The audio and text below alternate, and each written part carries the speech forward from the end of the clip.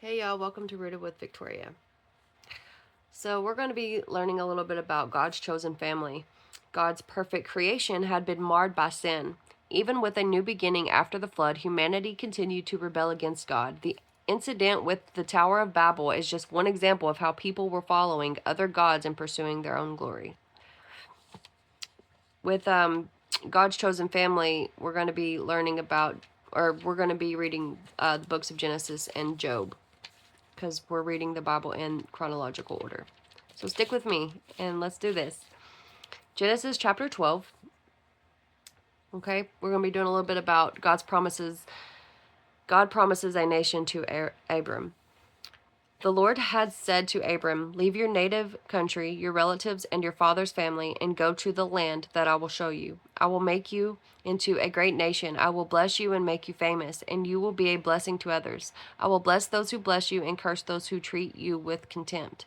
All the families on earth will be blessed through you." So Abram departed as the Lord had instructed, and Lot went with him. Abram was 75 years old when he left Haran. He took his wife, Sarai, his nephew Lot, and all his wealth, his livestock, and all the people he had taken into his household, at Haran, and headed for the land of Canaan. When they arrived in Canaan, Abram traveled through the land as far as Shechem. There he set up camp beside the oak of Moreh. At that time, the area was inhabited by Canaanites. Then the Lord appeared to Abram and said, "I will give this land to your descendants." And Abram built an altar there and dedicated it to the Lord who had appeared to him. After that, Abram traveled south and set up camp in the hill country, with Bethel to the west and Ai to the east. There he built another altar and dedicated it to the Lord, and he worshipped the Lord. Then Abram continued traveling south by stages toward the Negev.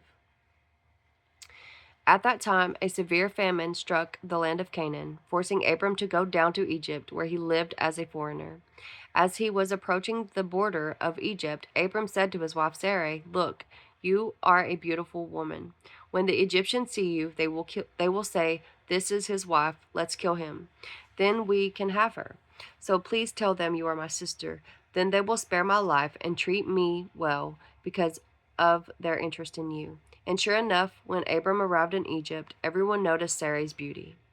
When the palace officials saw her, they sang her praises to Pharaoh, their king, and Sarai was taken into his palace.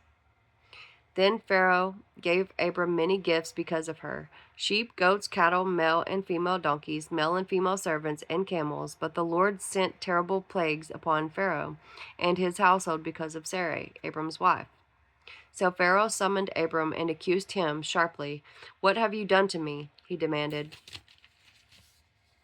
"Why didn't you tell me she was your wife? Why did you say she is my sister and allow me to take her as my wife? Now then, here is your wife. Take her and get out of here." Pharaoh ordered some of his men to escort them, and he sent Abram out of the country along with his wife and all his possessions.